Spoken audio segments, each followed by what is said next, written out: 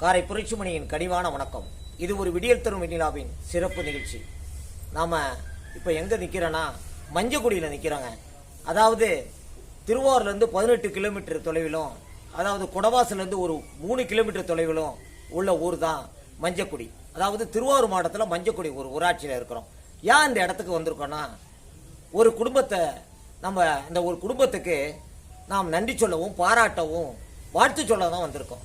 அப்படி என்ன அவசியம்னா, அவசியம்தான், அவசரம் அவசியம்.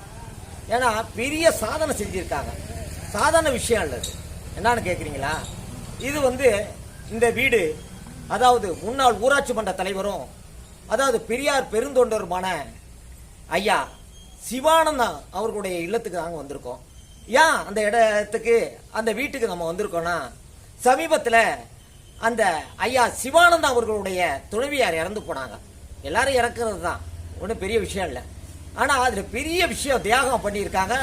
விழிப்புணர்வோட, தொலைநோக்கு சிந்தனையோட, பகுத்தறிவு சிந்தனையோட அந்த அம்மா இறந்து போனோன்னே அவங்களோட விழிகளை தானமாக கொடுத்துருக்காங்க. இது பெரிய விஷயம், சாதாரணமாக கடந்து போயிட முடியாது.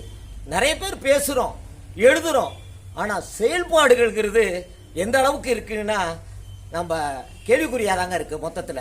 அதாவது கண்தானத்தை பற்றி நிறைய எழுதுறாங்க, பேசுறாங்க. ஆனால் கண்தானம்னு வரும்போது அதுக்கான விழிப்புணர்வு இல்லாத மக்கள் அந்த நேரத்தில் வீணா அந்த கண்களை புதைச்சிடுறாங்க.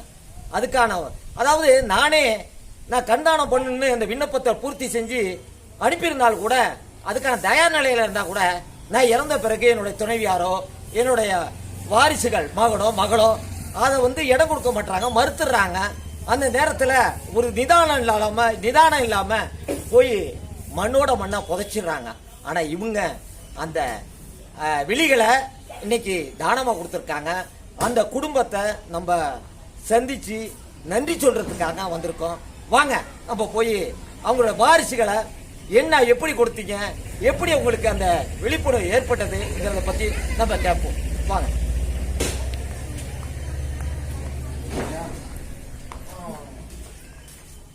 ஐயா வணக்கம். இப்போ உங்க பேருங்க? என் பேரு அம்பேத்கர். அம்பேத்கர். நீங்க உங்க அம்மா தான் இறந்து போனது. அம்மா பொன்னம்மா. சரிங்க. இப்போ அம்மா இறந்தோடனே நீங்க எப்படி அந்த விழிகளை, கண்களை நீங்க தானம் கொடுக்கணும்னு எப்படி உங்களுக்கு அந்த நினைவு வந்தது? அந்த எப்படி செய்யணுங்கிற அந்த ஒரு சிந்தனை ஏற்பட்டது? ஒரு இறந்து போனதுக்கு அப்புறம் ஒரு மனிதனால் ஏதாவது ஒண்ணு பயன்படணும். எத்தனை பேர் கண்ணு இல்லாம எடுத்துட்டு இருக்காங்க. நம்ம ஒரு சுயமரியாதைக்காரன், தந்தை பெரியாருடைய சிந்தனை ஏத்துக்கிட்டான், ஒரு பகுத்தறிவாதி. நாங்க பாரம்பரியமா அந்த தந்தை பெரியார் கொள்கையில நாங்க. அப்போ ஒரு மனிதன் இறந்து புதைச்சு போய் அது வீணா போறதுல பிரயோஜனம் இல்ல, உடல் தானம் தான் பண்ண முடியலையே. ஏன்னா அதை எழுத்து பூர்வமா எழுதி கொடுக்கணும், அது இதெல்லாம் பார்மலாம் பண்ணணும். அந்த சிந்தனையே அப்ப இல்ல.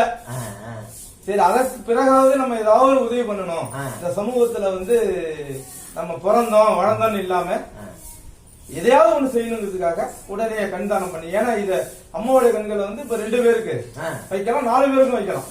அது மருத்துவ ரீதியா அந்த வயது குறிப்பிட்ட அளவுக்கு அந்த கண்ணோட தன்மையை பொறுத்து அவங்க வைப்பாங்களாம். அது மாரி அம்மா இறந்தோன்னா எவ்வளவு நேரத்துல நீங்க அந்த தகவல் மருத்துவர் குழுக்கு நீங்க அனுப்புனீங்க? எப்படின்னா, எங்க அம்மா 3 மணிக்கு இறந்தாங்க, விடிய காலையில, மத்தியானம். நான் ஒரு 5 மணி அளவுல லைன்ஸ் கிளப், எங்களுடைய திராவிட கழக மாவட்ட செயலாளர் சுரேஷ் இது நிறைய செஞ்சிட்டு இருக்காரு. திராவிட கழகம் நிறைய பண்ணிட்டு இருக்காங்க. ரொம்ப மகிழ்ச்சி. எப்படின்னா, இப்ப இந்த கண்குடுத்த மனிதன் காவல குடியிருப்பு பக்கத்துலாம் உத்தராவதிங்கிற உடல்தானமே பண்ணார் திராவிட கழகம். அதுவே நிறைய பேர் பண்ணிட்டு இருக்காங்க. இது எல்லாருக்கும் இந்த சிந்தனை வராது. கண்ணுக்கு போறது இல்ல, எல்லாருக்கும் இந்த சிந்தனையே வராது. என்ன காரணம்னா, ஒரு விண்ணம் ஏற்பட்டா அவங்களை பரமாதிக்கு போக மாட்டாங்கன்னு கூட நம்புற காலம், மூட நம்பிக்கை காலம். அப்போ நம்ம ஒரு சுயமரியாதை, நம்ம ஒரு பெரியார் கொள்கை ஏத்துனோம்னா என்ன பண்றது, பகுத்தறிவு எல்லாருக்கும் மக்களுக்கு ஒரு விழிப்புணர்வு ஏற்படுற வரைக்கும் சமூகத்துக்கு பயன்படணும், இறந்த பிறகும் சமூகத்துக்கு பயன்படணும். அது மூலியமா இந்த கண்ணு வெளிச்சம், இன்னைக்கு உலகத்துல வெளிச்சம் நடந்துட்டு இருக்கு, பார்வை நடந்துட்டு இருக்கு, பார்வை பார்த்துட்டு இருக்காங்க. அவங்க இறந்த பின்னும் அவங்களுடைய கண் இந்த உலகத்தை பார்த்துக்கிட்டு இருக்கு. மருத்துவ குழு வந்து எவ்வளவு நேரத்துல எடுத்தாங்க? என்ன ஒரு 25-30 நிமிஷம், அரை மணி நேரத்துல எடுத்துட்டாங்க. எல்லா ஃபார்மாலும் எழுதிக்கிட்டாங்க, வாங்கிக்கிட்டாங்க. வாங்கிக்கிட்டு உடனே வந்து எடுத்துட்டாங்க. அது எல்லாருமே எங்க குடும்பத்தோட எல்லாருமே கையெழுத்திட்டோம். அதுக்கப்புறம் எல்லாரும் இன்னும் புகைப்படம் எடுத்துக்கிட்டாங்க. இப்ப லயன்ஸ் கிளப், திருவாரூர் லயன்ஸ் கிளப்புக்கு இதுல வந்து ஒரு நடிகை ரோஹி வந்து இந்த விருதை கூட சான்று கொடுத்தாங்க. சான்றை கூட கொடுத்தாங்க. ரொம்ப மகிழ்ச்சிங்கய்யா.